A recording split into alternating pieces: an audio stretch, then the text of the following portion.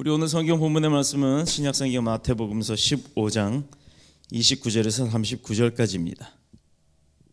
자, 29절에서 39절까지 우리 한 절씩 교독하도록 합니다.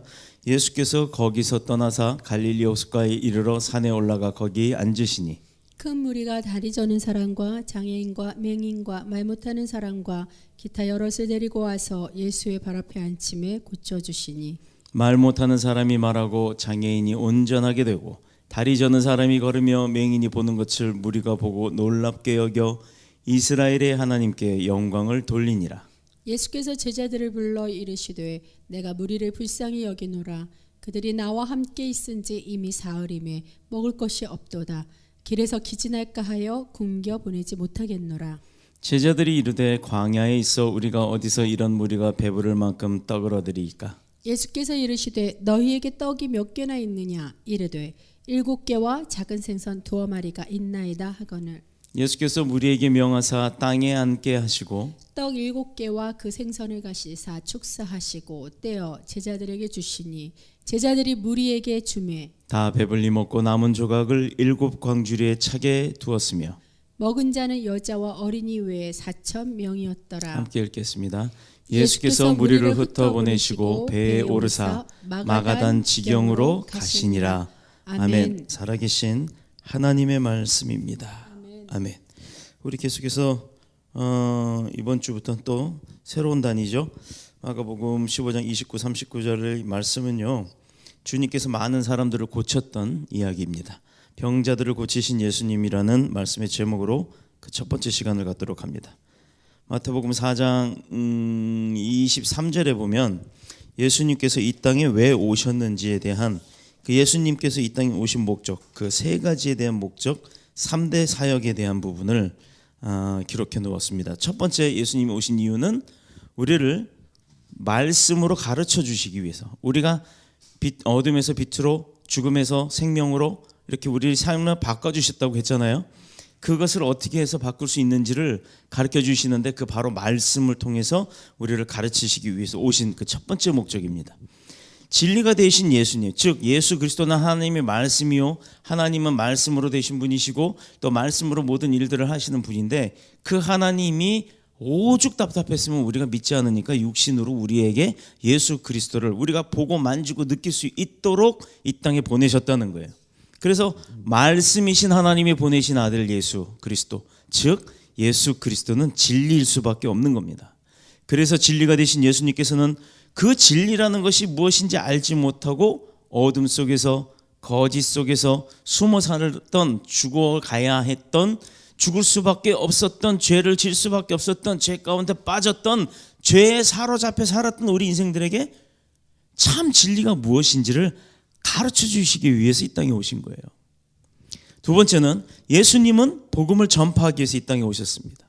항상 절망 속에 살았고 죄악 가운데 살았고 시기와 질투, 분냄과 당지음, 그리고 싸움, 모함, 불안, 그 속에 살았던 우리에게 참된 기쁨의 소식, 그리고 참된 생명의 소식인 복음, 복된 소리, 복음, 더 뉴스, 이 복음을 증거하러 이 땅에 오신 것입니다. 그게 두 번째 목적이에요. 그러면 가르쳐 주시기 위해서 왔고, 복음을 증거하기 위해서 왔고, 그 다음 마지막 세 번째 뭐였습니까? 예수님이 이 땅에 온 것, 그때 당시 이 땅에 오실 때 우리의 모습은 어땠어요? 다 죽어가는 자들이었어요. 죽을 수밖에 없는 자들이었습니다. 즉 병든 환자였습니다. 그래서 예수님은 세 번째 목적이 치유하기 위해서, 병든 자들을 고쳐주기 위해서 이 땅에 오신 겁니다. 그래서 유대인의 왕으로 오셨던 그분이 왕으로 산 것이 아니라 종으로서 사셨어요. 우리의 병들을 치유하셨다. 그것을 신약 성경에 보면 예수님께서 정말로 많이 행했던 기적들이 있음에도, 물론 성경에 기록되어 있지 않은 것 외에도 또 분명히 있을 겁니다. 그러나 대표적으로 성경에 예수 그리스도께서 이 땅에 오셔서 3년 동안의 공생의 생활을 하면서 그 3년 동안에 행했던 사역들, 그리고 치료했던 이런 기록들이 몇 가지가 있는지 혹시 아세요? 사복음서만 한 번씩만 읽어봐도 그거 다 알 수 있어요. 37가지입니다. 37가지의 그 행하심을 기록해 두었는데, 그 중에 병자, 아픈 환자를 고친 것만 해도 28개나 된다 이거예요. 예수 그리스도께서 이 땅에서 오셔서 행했던 기록이 37개인데 그 중에 28개가 치료하는 거예요. 치료. 바로 이것은 예수님이 병든 우리를 고쳐주시러 오셨다라는 것이 증명되는 내용입니다. 자, 이 세상에는요, 사람이 살아감에 있어서 환경과 뭐 어떤 것들에 의해서 질병이 걸릴 수가 있는데, 그 병을 따졌을 때 첫 번째는 육체적인 병, 내 몸이 아파서 겪을 수 있는 육체적인 병이 있고요. 병원에 갔는데 원인도 증상도 아무것도 없지만 본인은 아프다고 하는 그 정신적인 병, 즉 영적인 병이라고 하는 거죠. 이렇게 육체적인 병, 정신적인 병 또는 영적인 병 해서 이렇게 병의 종류를 세 가지로 크게 나눌 수가 있습니다. 그런데 병원에 가면 육신에 아픈 거는 기록이 있고 수술도 하고 약을 먹고 하면 고칠 수가 있어요. 근데 정신병인 것도 정신과 가가지고 치료를 받으면 나을 수 있죠. 좀 어렵다고는 하지만 나을 수 있습니다. 그런데 영적인 것은 어떻게 치료할 수 있냐 이 말이에요. 바로 그 영적인 것. 우리 예수님은요, 오늘 이 시간 본문을 통해서 그 병자들을 고쳐주시는 주님이라는 것과 또한 굶주린 영혼들을 배불리 먹여주시는 주님이시라는 것, 이 두 가지 내용을 함께 살펴보고자 합니다. 첫 번째로 병자를 고치신 예수님에 대해서 볼 텐데, 오늘 아까 이 본문 말씀에 보면 배경이 나와요. 이 배경 그림 한번 보세요. 이 배경 그림을 보시면 이 밑에 보면 바다같이 보이는 부분이 바로 사해입니다. 그리고 바로 이 땅 바로 오른쪽에 보면 뭐가 있냐면 오병이어의 기적교회가 있어요. 그 기념교회가 있습니다. 바로 이 장소, 요 북은 어디쯤 될 거예요. 정확하게 이 자리라고는 누구도 지금 그걸 찾지는 못합니다만, 지형상, 지명상 대가볼리를 내려다봤다는 등등 여러 가지, 그리고 또 마가단 지경으로 가셨다라고 하는 이런 내용들을 가만히 보았을 때, 바로 이 사해 지역, 갈릴리 지역에서 이 갈릴리 바다예요. 갈릴리 바다. 갈릴리 바다 앞에서 예수 그리스도께서 이쪽 언덕으로 올라오셔서 요 북은 어디쯤에서 그 제자들을 놓고 산상수훈을 하셨던 그 장소라고 합니다. 지금은 들어갈 수 없이 철조망으로 쳐져 있어서 손은 그래도 들어가잖아요. 어떻게든 좀 사진을 좀 보여주려고 저 손 집어넣고 이렇게 사진 찍었어요. 카메라 떨어뜨리든 말든, 떨어뜨리면 할 수 없는 거고 안 떨어뜨리면 은혜고 라고 생각하고 손 쑥 집어넣고 찍은 사진입니다. 바로 저 북은 어디서 주님께서 저 갈릴리 호수를 쳐다보고 저 뒤쪽에 보면 이렇게 또 마을들이 보이잖아요. 이런 마을들을 쳐다보면서 그 마을처럼 멀리 눈에 보기엔 이렇게 가까운 것 같지만 사실 저 거리를 걸어온다고 생각하면 반나절 이상 걸어와야 되는 엄청난 거리인데도 불구하고 5,000명이 넘는 사람들이 모여서 주님의 말씀을 들었다는 겁니다. 바로 이 자리에서 주님이 이 호숫가에 이르러 산에 올라가 가르치셨다고 했어요. 바로 이게 뭐냐? 두로와 시돈 지경을 떠나서 갈릴리 호숫가에 이르러 산에 올라가 가르치셨다. 자, 이제 그러면 즉 갈릴리 이 호숫가, 아까 그 갈릴리 호숫가를 주변으로 빙 돌면서 어마어마하게 커요. 그 갈릴리 호숫가를 주변을 빙 돌면서, 즉 대가볼리 지역에서 주님께서는 사역을 시작하셨다 이거예요. 자, 좀 더 찾아보면 마가복음 7장 31절에 자세히 언급되어 있는데, 예수님께서는 대가볼리에서 많은 환자를 고치셨다라고 되어 있습니다. 자, 이 대가볼리란 말이 헬라어입니다. 헬라어. 데카폴리스. 우리 요즘에도 쓰는 말이에요. 데카폴리스라는 말 들어보셨을 겁니다. 이 데카라는 것은 열십자 플러스 10이라고 하는 열이라는 그 숫자를 의미하는 겁니다. 데카라고 하는 건. 그 다음에 폴리스는요, 경찰이 아니라 그 시를 의미하는 거예요. 도시. 어느 도시. 그러면 데카 10개의 폴리스. 데카폴리스 하면 10개의 도시란 얘기예요. 자, 한번 보세요. 도시, 인천시, 인천광역시, 뭐 또 서울특별시 이런 도시들이 10개가 있으면 어마어마하게 큰 거죠. 그 이름처럼 데카폴리는 헬라식으로 구성이 되어져 있는데 10개의 마을이 하나로 합쳐진, 어떻게 보면 군과 같은, 뭐 주안동 무슨 동 이렇게 있잖아요. 그렇게 해서 남구가 되고 뭐 서구, 남구, 뭐 중구 이렇게 합쳐져서 인천시가 되듯이 그렇게 하나의 군처럼 아주 상당히 넓은 지역. 지금이야 뭐 차 타고 다니면 5분 10분이면 막 가잖아요. 그런데 사실 그 시대에 그런 거 없이 말을 타든 걸어 다니든 했을 때는 거의 한나절 반나절을 돌아다녀야 갈 수 있는 그런 곳입니다. 그 많은 지역들을 돌아다니시면서 어떻게 했다? 왕으로 대접받았다? 아니요. 그러면 신하들한테 뭘 다 시켰다? 아니요. 주님이 병자를 찾아다녔어요. 요즘으로 말하면요, 의사들이 집으로 찾아오나요? 왕진이라는 것이 있었어요. 뭐 시골 가면 병원이 없는 곳에서는 의사들이 이제 가방을 들고 왕진 진료를 한다고는 합니다만, 요즘 도시에서는요, 아프면 내가 아픈 몸을 이끌고 뭐 병원에 실려가든 어떻게 하든 병원을 찾아가지요. 의사들이 찾아와서 고쳐주지 않아요. 아무리 돈 많아도. 그런데 주님은 어떻게 하셨냐? 돈 받은 것도 아니요, 어떤 목적이 있는 것도 아니요, 그저 아픈 사람들을 다 찾아다니셨다는 겁니다. 그 지역에는 병든 사람들이 참 많았고 넓은 지역이니까 혈통적으로도 혼합되어진 사람이나 이방인들이 많았기 때문에 정말로 여러 종류의 사람들이 살았다는 얘기예요. 그러니까 인종의 다문화. 그렇다 그러면 뭐 우리나라에는 없었던 질병이 외국엔 있을 수 있는데 그 질병이 넘어올 수도 있고요. 해서 참 많은 질병들이 있었답니다. 예수님은 그곳에 가셔서도 질병만 고쳐주신 게 아니라 첫 번째 했던 게 뭐라고요? 가르치시고, 두 번째는 복음 증거하시고, 세 번째는 치유하셨다. 그러면 가셔서 전도도 하시고 가르치시기도 하고 고쳐주기도 하셨다는 얘기예요. 그런데 본문이 우리에게 주는 교훈은 그럼 뭐냐? 그 교훈 가운데 중요한 것은 뭐냐? 예수님은요, 나뿐만 아니라 우리 믿는 사람들뿐만 아니라 믿지 않는 사람들, 그리고 유대인들뿐만 아니라 유대인 이외인 이방인들 사람들, 심지어 개 취급당했다는 가난한 여인들까지도 주님은 모두가 다 건강하길 바랬다는 겁니다. 왜? 주님의 사랑하는 자녀니까. 마가복음 5장 34절에 내 병에서 놓여 건강할지어다 라고 선포하시고 축복하십니다. 이것이 바로 예수님이 원하셨던 거예요. 내 백성이 다 건강하기를 원하는 거예요. 그러나 저나 여러분이 병들어 누워있으면 우리 부모님들이 속상해 하시겠죠. 자녀분들이 속상해 하겠죠. 그러나 무엇보다도 우리가 믿고 따르는 우리의 아버지 예수님께서 마음 아파하신다는 겁니다. 우리들이 다 병석에서 일어나 건강해지기를 예수님께서는 간절히 원하고 계시다는 거예요. 그러나 이것은 예수님께서 우리가 건강하기를 원하지만 정작 우리는 영적으로나 정신적으로나 육적으로 건강해야 될 사람들이 건강하지 못하다는 얘기예요. 그러면 우리가 왜 그렇게 질병에 걸릴 수밖에 없느냐? 그 이유를 알아봐야겠죠. 첫 번째, 질병에 걸리는 것에 가장 중요한 건 성서적으로는 죄 때문입니다. 잠언 23장 29절에 보면 우리가 여기서 조심해야 될 건요, 그 성경이 분명히 병 걸리는 건 죄 때문이다라고 하니까 모든 아픈 사람들이 다 죄인이라고 생각할 수가 있겠죠. 근데 질병의 원인 중에 하나가 죄라는 거지, 모든 질병의 원인이 죄 때문에 시작된다는 것은 아니라는 것을 기억하시길 바랍니다.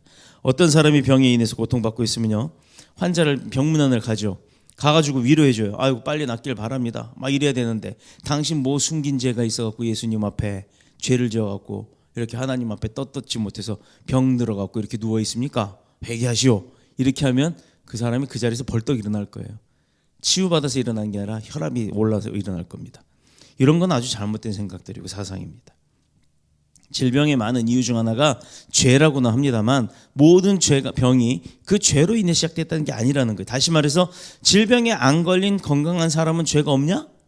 죄가 없어서 건강한 거냐? 그게 아니란 얘기예요. 죄가 많은 사람들 가운데서도 건강한 사람들은 얼마든지 있어요. 또 건강하고 한 사람들 중에 죄 짓는 사람도 많다는 얘기입니다. 그렇지만 하나님은 사랑하는 자들로 하여금 죄에서부터 돌이켜 회개하고 또 돌이키게 하기 위해서 병이라고 하는 채찍을 가끔씩 때릴 때가 있다는 얘기예요. 건강하게 내버려뒀더니 죄만 짓고 말이야, 말도 안 듣고 말이야. 그럴 때는 어떻게 한다? 하나님께서도 채찍질을 합니다. 딱 정신 차려 하고, 그때 자기가 가장 우상화했던 것, 뭐 물질이면 물질을 털어버리신다든가, 건강에 튼튼하다고 예배도 안 나고 맨날 예배 시간에 등산이 나가고 자전거나 타러 다니고 이러면 그거 때려버리시는 거예요. 내가 회사 바쁘다고요? 내가 할 일이 많다고요? 내가 뭐 어떤 모임에 나가야 된다고요? 예배 때 그거 다녀보세요. 다 떨어져 나갑니다. 하나님이 원하는 건 영적으로 육적으로 그리고 정신적으로 건강한 삶을 살기 위함인데, 내가 그 중에 하나를 다 가지고 있다고 해서 그것만 가지고 하나님 앞에 소원하고 하나님 앞에 등한시할 때는 하나님께서도 그 죄성을 가지고 병적인 채찍을 때리신다라는 얘기예요. 두 번째는 시험으로 인해서 질병에 걸릴 때가 있다는 거예요. 이건 뭐냐면 욥기서 2장 7절에 보면 때때로 질병을 통해서 자기 신앙이 연약해지거나 잘못된 길로 가고 있다는 것을 깨달을 때가 있다는 겁니다. 또 여러 가지 시험 때문에 오히려 내가 그 시험 때문에 고통을 받기 시작하다가 질병에 걸리는 경우도 있어요. 세 번째는 뭐냐? 어떻게 해서 우리가 병에 걸리는지 그 세 번째는 과로로 인해 질병에 걸리는 수가 있어요. 이건 육적인 거죠. 빌립보서 2장 25절 26절입니다. 빌립보서 2장에 보면 에바브로디도라고 하는 그 사람이 바로 그런 사람이에요. 너무 일을 열심히 해요. 그것도 누구의 일? 주의 일을 어마어마하게 열심히 일을 합니다. 그러면 주의 일을 그렇게 열심히 하는 사람이면 축복받고 칭찬받고 건강해야죠. 그런데 왜 병에 걸렸을까요? 과로했기 때문에. 자기 몸을 돌보지 않을 정도로 충성을 했습니다. 물론 하나님 입장에서 그런 일꾼 꼭 필요하죠. 좋아요. 그런데 오래 쓰고 싶은 게 하나님의 말씀이란 말이에요. 마음이란 말이에요. 당장 오늘 하루 열심히 부려먹고 그 사람 딱 쓰러져 버리면 그걸 좋아하시는 게 아니라 기뻐하시는 게 아니라 그 사람이 열심히 일을 하되 오랫동안 열심히 일을 할 수 있도록 하나님은 원하시는 겁니다. 충성을 하되 자기의 건강을 돌봐가면서 과로하면서 그렇게 하라는 얘기가 아니에요. 자, 우리 중에 너무도 주의 일을 열심히 하다가 혹은 사업을 열심히 하다가 과로로 인해서 쓰러져 병원에 가시는 분들이 종종 있죠. 제가 50살 되기 전까지는 그 생활 철칙이 있었어요. 쉬는 것은 그냥 숨만 쉬고 계속 일하자였어요. 일은 손에서 놓지 말자. 일을 할 때 하는 거다. 이게 제 생활 철칙이었습니다. 그러나 그것을요, 점차적으로 성경을 배워가고 알아가면서 비교해 보니까 그런 교만이 없더라 이 말입니다. 사람은요, 원래 사람의 육신은 하나님께서 만드실 때 쉴 수 있게끔 만들어 놓으신 거예요. 그래서 인생의 반은 쉼을 통해서 얻는 겁니다. 자, 내가 잠을 자고 허송세월했던 그 시간들이 아깝다라고 생각을 했는데 결코 아까운 게 아니더라 이 말입니다. 이거를 내가 아파보고 나니까 깨닫더라 이거죠. 우리는 쉬어야 할 때 쉬어야 해요. 왜? 하나님이 그래서 인생의 반은 쉬게끔 만드셨어요. 근데 그게 쉬는 게 버리는 게 아니더라 이 말입니다. 쉼으로 인해 그 나머지 깨어있을 때의 삶이 충족하고 충만하더라 이 말이죠. 그것은 뭐냐면 내가 쉬고 잠들었다고 해서 버리는 것이 아니라 내가 버린다고 내려놨더니 오히려 그걸 얻더라 이 말입니다. 하나님께서 인간을 창조하실 때 엿새 동안 일을 하시고 하루 동안 쉬도록 주님도 그렇게 하셨고 우리를 그렇게 만드셨어요. 왜? 우리를 사랑하셨기 때문에. 그럴 것 같으면 뭐하러 인간 만들어요? 로봇 만들어 놓지. 프로그래밍 해놓으면 주어도 한눈 한 번 안 팔고 예배 시간 모여라 하면 알아서 모이라고 안 해도 정확한 시간에 1초도 안 틀리고 나와서 예배 드리고 찬양하고 30초 지나서 설교하고 있으면 아마 그럴 거예요. 설교 시간 30초 오버됐습니다. 이럴 수도 있어요. 아마 로봇들 앉혀놓고 하면 예배는 자리는 꽉 찰지 몰라도 예배가 은혜가 있을까요? 자, 그러나 하나님은 우리를 사랑하기 때문에 그렇기 때문에 우리에게는 어떤 걸 주셨다? 쉼을 쉴 수 있는 시간들을 반씩이나 주신 거예요. 인생의 반을. 그리고 우리에게 주일 성수를 꼭 할 수 있도록 그렇게 만들어 놓으신 겁니다. 그런데 우리는 그만 욕심에 의해서 과로할 때가 있죠. 조금만 더 이거 하던 거 맞아라고 하는 그 생각 때문에. 주의 일도 너무 열심히 하되 욕심이 많으면 안 된다는 거예요. 물론 우리 교회가 성장하기 위해서는 열심히 기도하고 열심히 충성하고 봉사하고 일할 사람들이 많이 필요하죠. 그러나 이것도 욕심이 앞서면 안 된다는 겁니다. 저의 욕심 같으면요, 내일 당장 여기 꽉 채워서 이번 주일부터 예배할 때 소리가 막 천정이 들썩들썩 이 천정이 막 움직일 정도로 찬양 그렇게 빡빡하고 싶어요. 그러나 그건 저의 욕심입니다. 하나님의 욕심은 그렇지가 않으세요. 하나님의 욕심은 단 한 사람이 와 있을지어도 그 사람이 참되게 참된 믿음으로 복음이 심어지는 것, 그래서 그 싹이 큰 열매로 나무로 자라서 열매를 맺는 것, 이걸 원하는 거예요. 왜냐하면 교회 성장이라는 것은 주님께서 날마다 믿는 자들을 더해 주실 때 하나님께서 축복해 주실 때 가능한 거지 목사 누구 아니면 장로 누구 권사 누구의 노력으로 되는 게 아니라는 겁니다. 자, 넷째는 나이가 많아지면요 질병에 걸릴 수밖에 없어요. 늙으면, 노쇠해지면. 기계도 그렇죠. 창세기 48장 1절 10절입니다. 기계나 사람이나 다 똑같아요. 기계도 새 거 쓸 때는 쌩쌩해요. 아주 고장도 안 나고 잘 돌아갑니다. 자동차도 한 2, 3년 정도는 잘 돌아가죠. 할부 딱 끝날 때쯤 되면 고장 나기 시작해요. 그러나 7, 8년 막 지금 저 타고 난 차가 10년 정도 되는데 그런 대로 고장이 덜 났어요. 왜냐하면 많이 다니지를 않으니까. 횟수로만 10년이지 거리로는 뭐 한 4, 5년 탄 차 정도 수준밖에 안 돼서 고장이 그렇게 많이 안 납니다만, 그런데도 10년이 되니까요. 이것저것 고장이 나고 또 고쳐도 고장이 나고 합니다. 자, 오래된 차를 몰다 보면 덜덜덜 뭐가 달라도 다르죠. 우리 몸도 마찬가지예요. 나이가 들면 병원에 갔다 온 지 며칠 안 됐는데 병원에 갔다가 고친 거는 괜찮은데 그 옆에가 또 이상해요. 허리가 아프기도 해요. 허리 고쳤더니 무릎 아파요. 병원 가보면 그래요. 이제는 이거 뭐 퇴행성이라는 얘기가 나와요. 아니 세상에, 제가 병원 가서 여지껏 퇴행성이라는 얘기 못 들어봤는데 이번에 목이 좀 아파갖고 가봤더니 퇴행성이랍니다. 마음은 30대인데 몸이 50대다 보니까 퇴행성이라는 이야기를 듣는 순간 사실 조금 충격을 받았어요. 야, 이제 나도 아저씨 소리 듣다 못해 할아버지 소리를 들을 때가 되어 가는구나 라는 생각이 들었더라고요. 자, 그러니 마음이 급해집니다. 내게 남은 시간이 얼마 없다라는 거. 그러니 하나님의 나한테 맡겨주신 일을 빨리 마쳐야겠다라는 것, 다 해야겠다는 것, 하나도 빼먹지 말고 해야겠다는 그런 내 마음에 갈급함이 오더라 이 말이에요. 그래서 다음 주간에 제가 다시 기도원을 들어갈 계획입니다. 병원에 가서 이렇게 퇴행성, 나이가 많아서 그래요 라고 해놓고는 뭐라고 합니까? 그 다음에 꼭 의사들이 따라오는 말이 있어요. 이거는 못 고칩니다라고 해요. 다만 진행하는 것을 늦출 수는 있습니다. 이렇게 이야기를 하죠. 그래서 고쳐줄 생각은 안 하고 계속 약만 줍니다. 자, 사실 그래요. 몸이라는 것은 나이가 많아지면 연약해질 수밖에 없어요. 왜? 그만큼 썼기 때문에. 자, 죄나 시험, 과로를 안 하고 일을 안 하고 가만히 있어도 나이가 많으면 그냥 병이 들 수밖에 없다라는 거예요. 그게 우리 몸입니다. 다섯 번째, 하나님께서 사랑하는 자들이 자고하거나 교만하지 않기 위해서 때로는 질병을 가시로 이용하신다는 거예요. 이게 고린도후서 12장 7절의 말씀입니다. 여러 계시를 받은 것이 지극히 크므로 너무 자고하지 않게 하시려고 내 육체의 가시 곧 사탄의 사자를 주셨으니 이는 나를 쳐서 너무 자고하지 않게 하려 하심이니라. 고린도후서 12장 7절이요. 인간은 이상해서 그 심성이 참 이상하죠. 남과 비교하는 것, 멋과 비교하는 것, 이런 걸 참 좋아해요. 그래서 뭐에 비해서 내가 좀 잘생겼다 하면 기분 좋고, 뭐에 비해서 내가 좀 못생겼다 싶으면 기분 나쁜 거예요. 뭐에 비해서 내가 신은 신발이 더 예뻤다 하면 기분 좋고, 누구에 비해서 내 신발이 더 나빴다 하면 그 다음 신발 휙 뺏어 던지고 안 신고 다녀요. 새거 살라 그래요.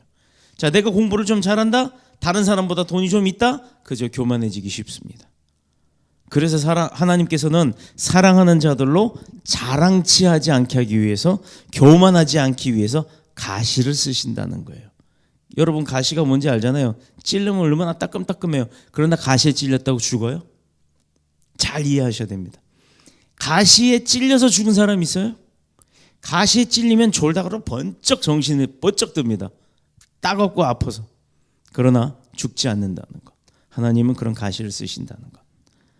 아마 여러분 가운데도 다른 것은 기도하면 금방금방 응답이 되는데 육체에 있는 조그만 병은 아무리 하나님 앞에 기도해도 응답이 없을 경우가 있어요. 교만하지 않기 위해서 주시는 것인 줄로 믿고 오히려 그것을 감사해야 될 줄로 믿습니다. 그래서 바울은 3번씩이나 기도하다가 내 은혜가 족하다, 이 하나님의 음성을 듣고 그 병을 고쳐달라고, 가시 빼달라고 더 이상 외치지 않았어요. 내 은혜가 족하네, 내 은혜가 족하네. 내게 있는 그 은혜가 나한테 만족하다예요. 마지막으로 6번째, 하나님이 하시는 일을 나타내고자 할 때, 즉 하나님의 영광을 위해서 질병에 걸릴 수도 있다. 이건 요한복음 9장 3절입니다. 요한복음 9장에 보면 태어나면서부터 소경이 된 사람들이 많죠. 제자들이 그 문제를 놓고 예수님께 물어요. 예수님, 저 사람은요 왜 태어날 때부터 소경이에요? 얼마나 죄가 많았길래? 이렇게 묻습니다. 그러면 그의 부모가 죄가 많아서, 예를 들어 우리가 노비의 자녀로 태어나면 엄마 아빠가 노비면 나도 태어나면서부터 노비가 된 것처럼 말이에요.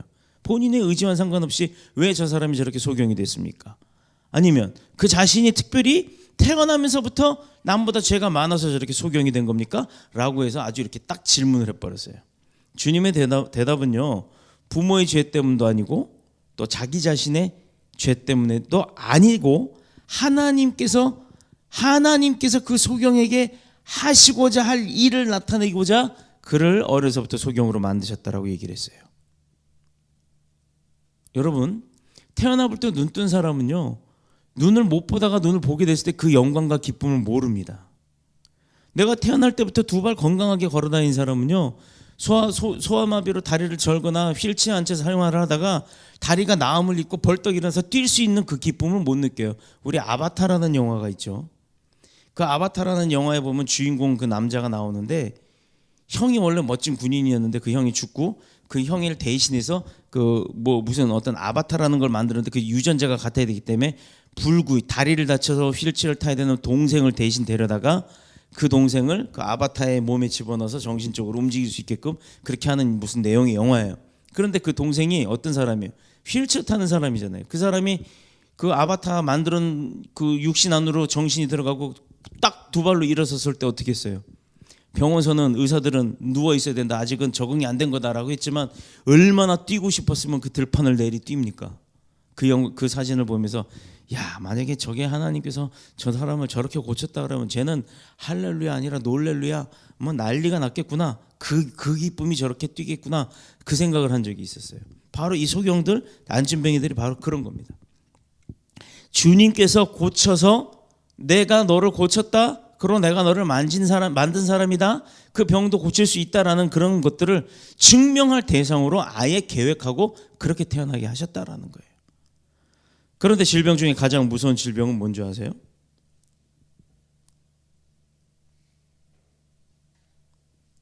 육체적인 질병은 어떻게든 고칠 수가 있고 대체할 수가 있고, 요즘은 다리가 없어지면 그 있잖아요, 로봇 다리 같은 거 이렇게 해갖고 뛰기도 하고 뭐 올림픽에도 나오고 합니다. 문제가 되지 않더라 이 말이에요. 그런데 많은 이유들 가운데 과연 나는 왜 질병에 걸렸나? 이건 하나님 앞에 기도하면서 좀 한번 살펴봐야 될 이유가 있는 겁니다. 근데 질병 중에 가장 무서운 질병이라는 게 못 고치는 질병이겠죠. 그게 바로 뭐냐? 영적 질병이에요. 바로 죄입니다. 죄. 영혼의 병인 죄에서부터 오는 근심, 걱정, 염려, 이런 것 정말 무서운데, 그렇기 때문에 우리는 내가 그런 죄를 짓지는 않을까, 늘 나 죄 짓고 싶지 않아요가 아니라 주님, 나 죄 짓지 않게 도와주세요로 가야 돼요. 나는요, 주님 손 놓으면 죄 질 수밖에 없다니까요. 그래서 주님 손 붙들고 갈 때 주님께서 나를 지키시고 나를 도우시고 나를 치유하시고 나를 능력 가운데 세우실 줄로 믿습니다. 성경에 보면 예수님의 놀라운 능력을 우리는 많이 보는데요, 우리가 알아야 할 것은 이 예수님의 능력은 2000년 전에만 있었던 게 아니라는 거예요. 그때만 놀라운 역사함이 있었고 죽은 자를 살리는 게 아니었다. 그때만 하고 지금은 그만 스톱이 아니란 얘기입니다. 지금도 그 앞에 나와서 말씀대로, 주님 앞에 나와서 그 말씀대로 믿고 따르기고 내 몸을 맡기기만 하면 주님의 놀라운 역사는 지금도 일어나고 있어요. 지금도. 질병을 치유하는 방법 본문에 다 나와 있습니다. 성경에 나 아프면 어떻게 해서 질병을 치유받을 수 있는지고 다 나와요. 3가지가 나와 있는데 오늘 그 2가지만 보고 다음 시간으로 넘길게요. 첫 번째는 병들고 불구된 사람들은 어떻게 해야 되냐? 내가 병이 들었다, 그러면 일단 주님 앞에 와야죠. 내가 병들면 병원에 가서 의사 앞에 가서 보여줘야 될 거 아니에요, 내가 얼마나 아픈지. 자, 이건 그냥 되는 게 아닙니다. 주님 앞에 온다는 것, 병원에 간다는 것, 그 병원을 어떤 신뢰함을 갖고 가요? 내가 가면 그 병원에서 나를 고칠 수 있다는 신뢰를 무조건 가지고 가잖아요. 그 병원이 잘하든 못하든 의료사고가 있든 없든 그게 중요한 게 아니라 나 저 병원에 가면 나을 수 있다는 믿음이 있으니까 가잖아요. 그러면 우리 영적인 병원, 예수님 앞에 나와야 낫죠. 나 귀신 들렸네? 누가 스스로 나 귀신 들렸다고 떠들고 다니는 사람 봤습니까? 나 정신 나갔다고 떠드는 사람 봤어요? 아무도 없어요. 그런데 부모나 형제들이 그런 사람들을 보고도 데리고 오질 않아요. 고치고 싶어요? 병들고 불구된 자 하나님 앞에 데리고 나와야 합니다. 이것은 그냥 되는 게 아니라 믿음으로 된다 그랬어요. 예수께서 능력을 가지고 계시다는 것, 내가 그 예수님 앞에 가서 나을 수 있다는 그 믿음이 있어야 낫는 거예요. 병원 가서도 백날 치료해봐요. 낫지 않습니까? 그 의사 신뢰 못하면요, 낫지 않아요. 근데 그 의사가 고쳐요? 그 의사는 어떤 약이 그 사람한테 맞을까를 찾아주는 역할밖에 안 해요. 마가복음 2장 5절에 보면요, 예수께서 저희의 믿음을 보시고 중풍병자에게 이르시되 소자야 내 죄 사함을 받았느니라 하시니 라고 되어 있습니다. 놀라운 것은 병자를 데리고 온 사람들의 믿음을 봤다라는 거예요. 소자야. 예수님이 중풍병자를 고쳐줬죠. 안수했든 뭐를 했든 하여튼 고쳐줬습니다. 그런데 그 온 사람도 믿음이 있으니까 따라왔겠죠. 그런데 그 사람보다 데리고 온 사람의 믿음이 더 크다고요. 애가 뭐 해서 싫어요? 애가 뭐 학교 가야 되기 때문에 안 돼요. 교회 예배 나가는 거 방해하는 부모들 철저하게 회개하십시오. 우리 교회가 무슨 작업을 의뢰했더니 어떤 그 작업을 하셨던 분이 하나님을 모르는 사람이에요. 그런데 그 하나님한테 이제 그분한테 어떤 분이 가서 뭐 애들 이야기를 하다가 아이들 우리 애가 교회에서 살아요 뭐 이런 얘기를 했더니 그분이 그러더랍니다. 아니 애가 바깥에 싸돌아다니다가 죄 짓지 않고 사고 치지 않으면 얼마나 감사하냐고. 그런데 교회라는 데 가면 좋은 말씀 듣고 애가 뭐 변화되는 건데 고 가는 게 뭐가 잘못이냐고. 믿지 않는 분도 그런 소리 한답니다. 근데 믿는 분들이 아이들을 어떻게 더 할 일을 하시는 건지 모르겠어요. 믿음이 있어야 될 줄로 믿습니다. 가족에게 전도하기 원해요? 그냥 되는 게 아니에요. 전도하면 그 가족이 함께 주님 섬길 수 있을 것이다라는 믿음이 있어야 되는 거예요. 둘째는 예수님 발 앞에 두어야 합니다. 마태복음 15장 30절에 큰 무리가 절뚝발이와 불구저와 소경과 벙어리와 기타 여럿을 데리고 와서 어떻게 했다고요? 예수 발 앞에 두매라고 되어 있습니다. 자, 병원 가면 끝이에요. 병원에 가서 의자에 딱 앉아있고 번호표 뽑고 기다리고 있어요. 번호표 순서가 돼도 가만히 앉아있어요. 백날 앉아있어봐 병원에 가도 소용없습니다. 교회 와도 소용없어요. 교회 와서 내내 뒤에 앉았다 졸다 가도 아무런 소용없다는 얘기입니다. 교회 오면 병원에 가면 의사를 만나고 진단을 받아야 되듯이 교회 오면 예수님을 만나야 되는 거예요. 그래서 병자는 예수 앞에 데리고 나오되 믿음으로 나와야 되고 예수님 발 앞에 두어야 되는 겁니다. 이것이 두 번째 비결입니다. 예수의 발 앞에 둔다는 말의 원문을 보면 발 앞에 방치해 두다, 내버려 둔다 이런 뜻이에요. 환자들이 병을 고치려면 의사에 가서 의사에 완전히 자기 몸을 내맡겨야 돼요. 의사가 뭘 하든 창피한 거 없이 벗으라면 다 벗어야 되는 거예요. 마찬가지로 우리가 주님 앞에 왔을 때는 주님의 발 앞에 우리를 다 내맡겨야 됩니다. 완전히 주님 앞에 맡겨야 돼요. 그래야 주님께서 보시고 고쳐주십니다. 또 우리가 그런 믿음으로 주님 앞에 나가서 고침을 받을 수 있다라고 믿고 고백하는 겁니다. 그러니 주님의 손도 머리도 아닌 발치에가 있는 겁니다.